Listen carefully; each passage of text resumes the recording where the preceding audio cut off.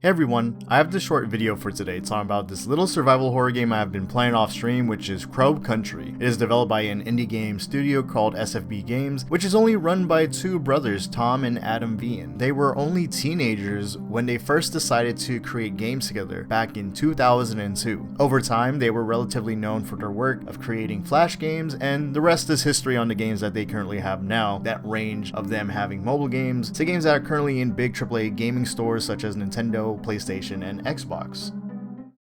Crow Country is this inspired PS1 survival horror game, which was mentioned by Adam Vian, since he was initially working on the project on his own without his brother until a year later throughout its development, around the time in 2019 to 2020. During those years, he talked about having some spare time and decided to sit down, create this little game for fun. The game is clearly made from Adam Vian's passion, as he is a big fan of many old school survival horror games and loved how the PS1 models looked, especially when it came to the original Final Fantasy VII. A lot of aesthetics and traits of Crow Country come from those games.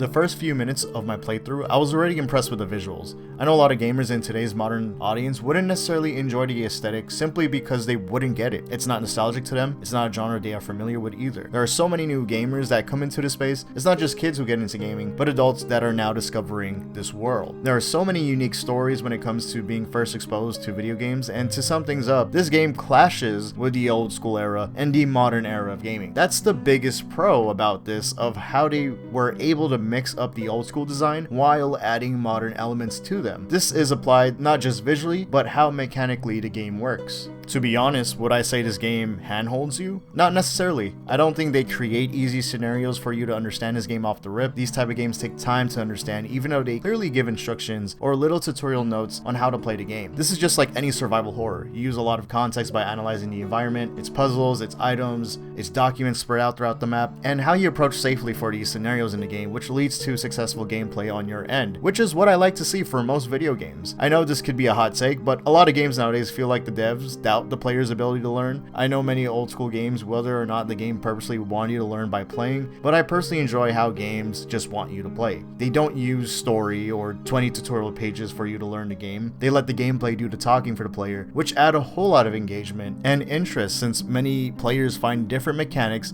that are not talked about. So Crow Country is this mix of modern gaming that meets the old school. You're gonna get an easier difficulty option if you don't feel confident in playing on normal. You do have an option on playing on the hardest difficulty if you want more out of the game. Have the aesthetic of the old school visuals along with its gameplay design that is from the late 90s and 2000s, but it is much more polished. They even added the classic tank controls if you want to play it that way while still having modern controls. They clearly want to impress and please everyone for this game, and that is such a difficult thing to do. Gaming is an art, and with art you can't please everyone. The fact that you can't be necessarily excluded with this game is one of the main things I'm impressed with, despite how I'm really in love with their gameplay flow.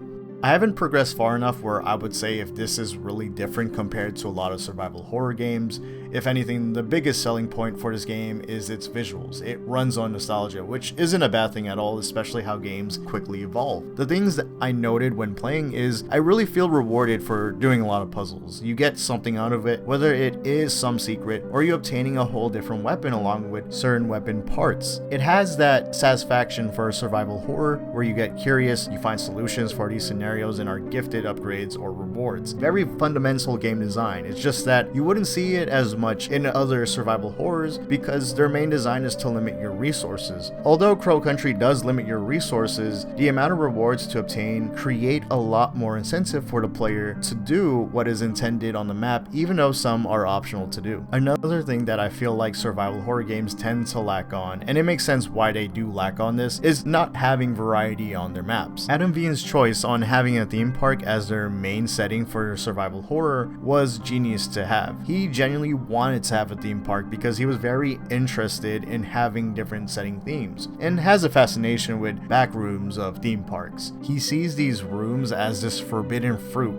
and it has a mystery to them and what you're not allowed to see, which is applied for Crow Country's lore. For the gameplay aspect, I really enjoyed going through many different areas of the game, since I feel like I do get a bit burnt out when it comes to seeing the same thing over again with these environments and survival horrors. Again, I understand why we have a constant setting, and it's because of its theme, which is why this game kind of branches off that for the better when it comes into its gameplay environments. I would also say this game has its charms with the sound effects and looks. It's cute and horrific at the same time. You see a very aesthetically pleasing game that has an eerie look to it when you see all these crazy zombies or monsters roaming around, while it benefits a lot from its sound effects and music. Speaking of sound, another small detail I do find cute is how when things do get destroyed in the setting, or if you defeat a zombie or a monster, you hear little Lego sound effects drop to the floor as their polygon model shatters into pieces. I thought that was very video gamey of them to do.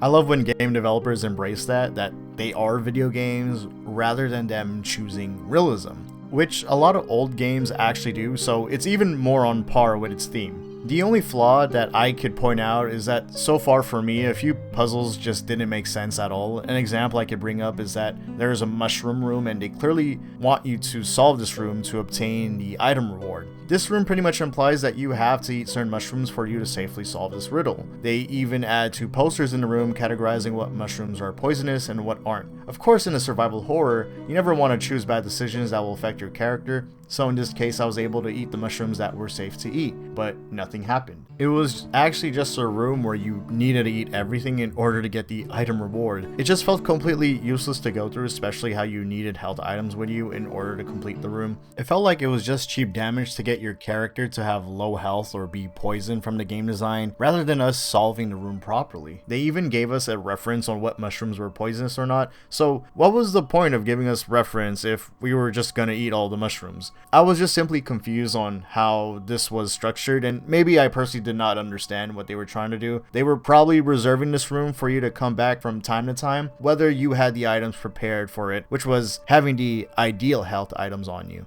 Now, I haven't gotten through the whole game yet, but for people who are interested in playing this, clearly this is a great game to play, but there may be a few puzzles that will continue to confuse you. Don't get me wrong, majority of the time I can understand their game design behind these puzzles, but everything is not perfect. No game is. Overall, such a solid game to get into. You could play this game on the platforms you know. They also have a lot of replay value since they do have secrets scattered around the map, and they do also have New Game Plus. There's a lot of content for a small game like this, which I was very impressed with. It's a charming game, and I highly do recommend you get into it, especially if you're not familiar with survival horrors. This is a good start to be familiar with the genre, especially if you understand how survival horrors are played. Remember, drop a like and subscribe if you haven't yet. Thank you again for the amount of support for the previous videos, and feel free to comment if you have played this game. Share your thoughts. I also want to hear from people if they are interested, so if you have any sort of questions about this game, don't be afraid to comment. I hope to see you all in the upcoming videos and streams, and have a good one. Peace.